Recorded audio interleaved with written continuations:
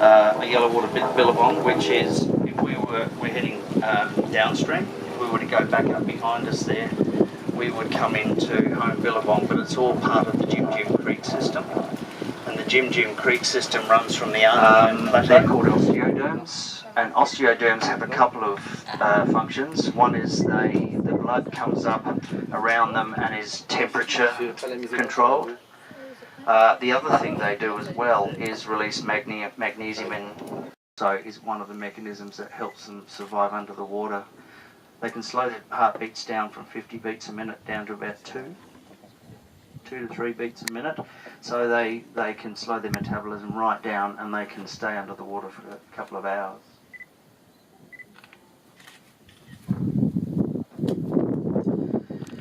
.3 metres is female. Over that, possibly a male. There's no way we can actually tell, really.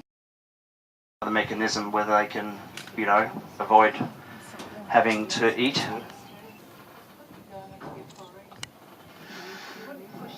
No. So there could be, he's investigating. You never know, we might be able to, there might be a Saratoga or something that's, that's just in there. It's starting to decay, which is enough for him to pick up the scent, and he might be going in there. Saratoga's a big fish. Lots of Pandanus you can see in front of us and to the left. Pandanus aquaticus, a very important plant that actually helps hold our water systems together. Any Pandanus species within the national park does exactly that. Some of them are important food sources, and we're about to turn left onto the South Alligator River. The South Alligator River runs from the Arnhem Land Plateau down in the southern end of the park. It has many tributaries, and of course it's one of the water sources that's actually helped the system rise in level.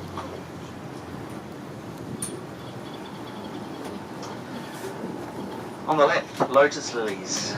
They're an Asian species of lily. Very, they have little tiny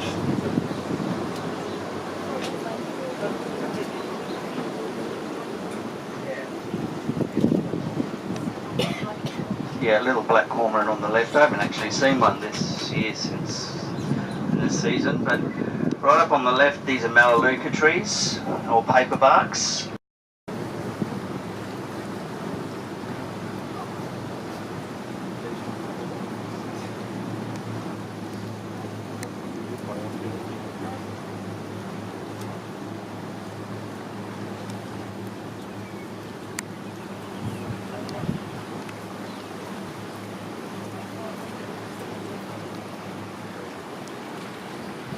Pandanus aquaticus here on the right hand side, you'll see a little small fruit on some of them, or their seeds.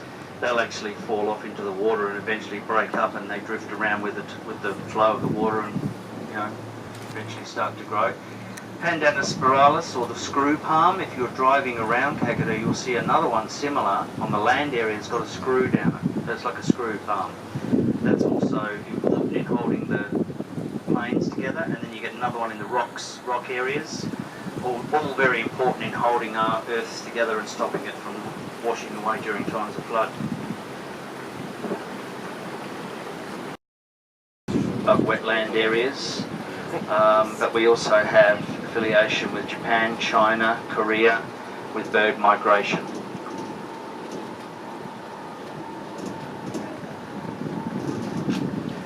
So about 30 migratory species migrate from as far as Siberia. When it starts to get cool there, they come down to spend time here at the warmer area.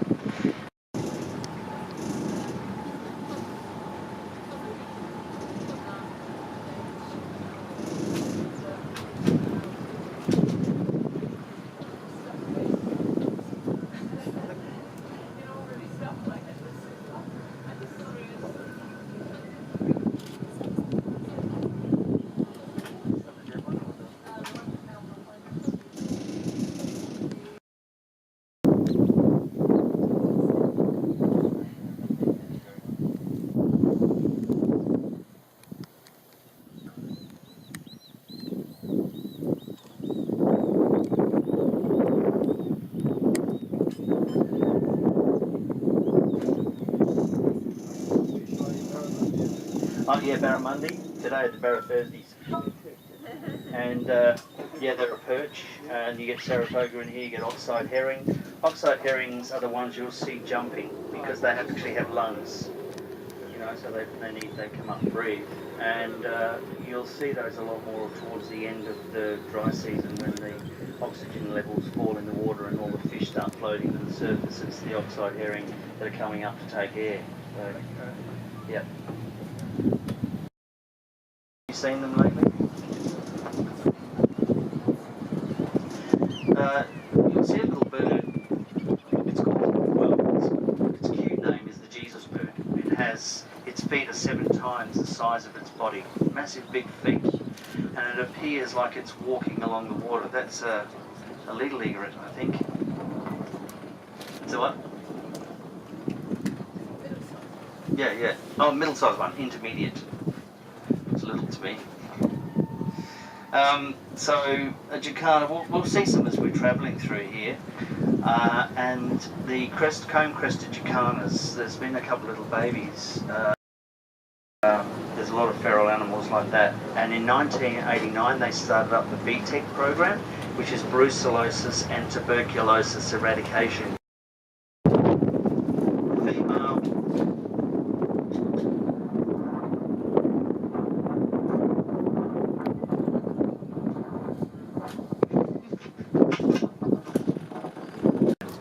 But one of the ones we have here is a terrible one. You'll see a little carpet type weed growing in a minute on the left and the right hand side. That's Salvinia, which was introduced through aquariums in the very early days of station owners and things, and that now has taken over. Some areas it's really bad. You'll see that dark green carpet looking grass or weed. That's Salvinia molesta. It actually doubles its size in 72 hours. Jacanas.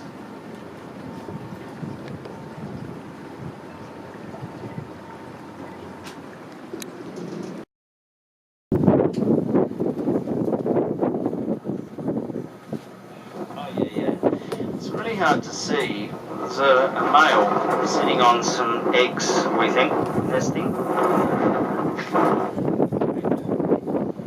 You look to the right hand side, sorry.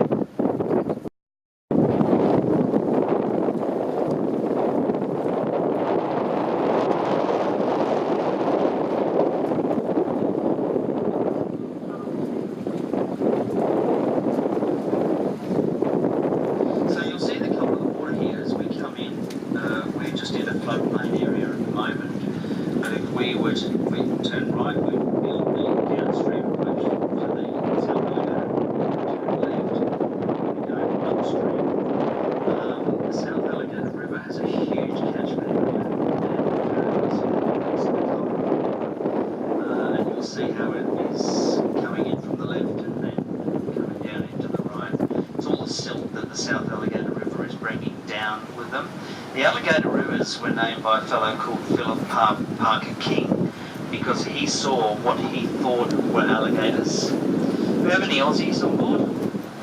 The Aussies? You know your history. You had Philip Gidley King, was second lieutenant to Arthur Phillip, commander who sailed here with the First Fleet, and it was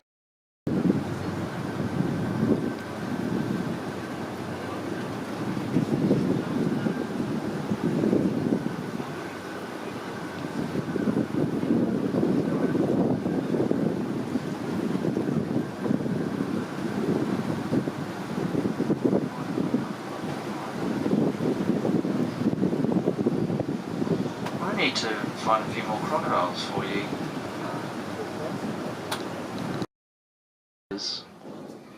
I would say, if you want to get a bit of an idea of the size of a crocodile, measure its head or estimate the size of its head from the tip of its nose back to those scoots, or they're not really scoots, but anyway, back to the big lumps on the back of its head, and times it by 7. Yeah. So if you thought that, you know, was 30 centimetres.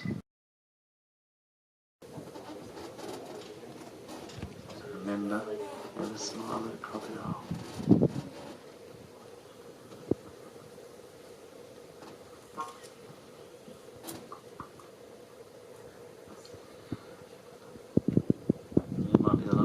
Yeah, exactly.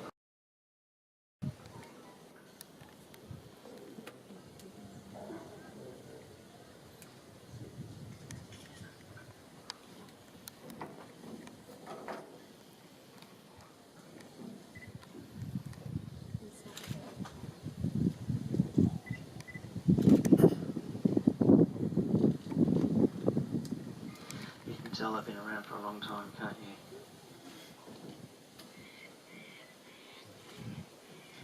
Now, if you were here in the Triassic period, that would be about 12 metres long. Sort of glad things changed a little bit. Sorry? 12 metres, yeah. When the Triassic times, Orosaurs were much, much bigger than that. They have managed. The reason he's doing that is he's hanging out the washing, if you like. He's trying to dry his wings to enable him to fly better if he needs to fly.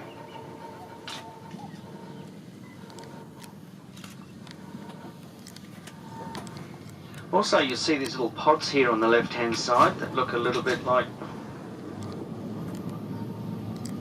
yeah, shower heads. So I was trying to lost my words there for a minute. Let's just see about 9 o'clock again.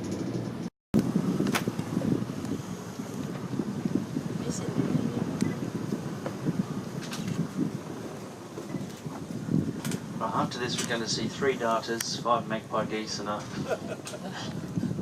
partridge in a bare tree, yeah.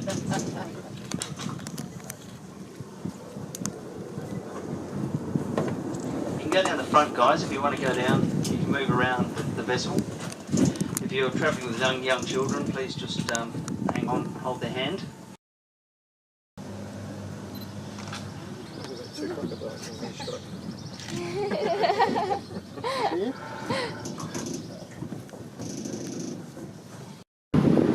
Just about everything is parched and just taken away from the top of the escarpment and brought down into this area here. And so the tannins tend to be a little bit of they're a browny colour, but you know, a good example of if you pass another boat and you look at where the propellers are throwing the water out the back of the boat, you'll see a yellow tinge. That's also another theory.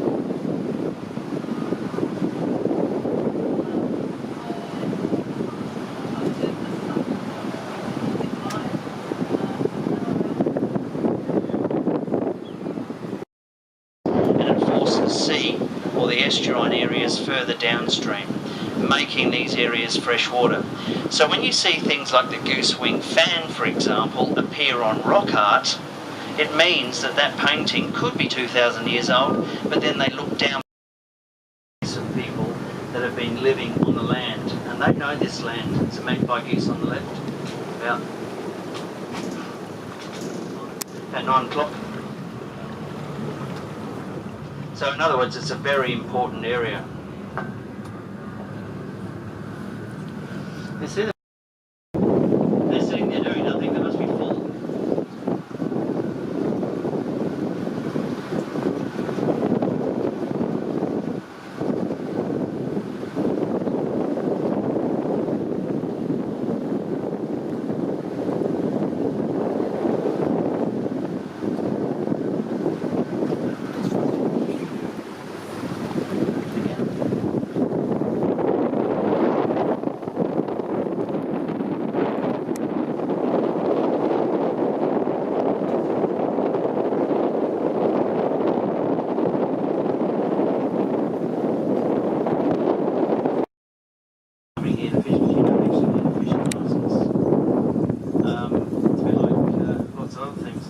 Territory that we don't have down south, like a great big stubby of beer. But fishing here, no live bait is allowed because of other animals. So fishing is only by lure. So that's like a synthetic fish.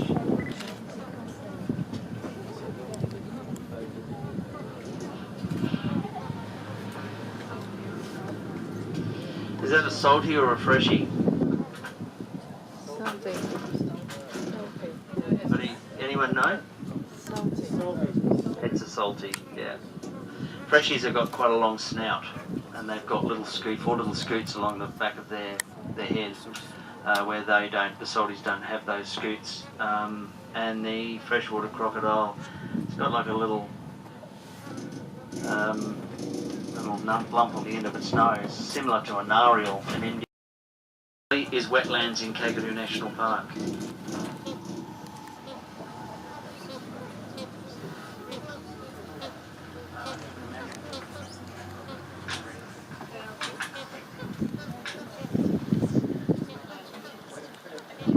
That includes tidal areas. Look at this egret. That's a great egret. It's got something, a little fish or something, or a frog, or it looks like a frog actually. And they're all thinking, hey, can I have some of that? And the magpie thinks, oh, it's a fish. Oh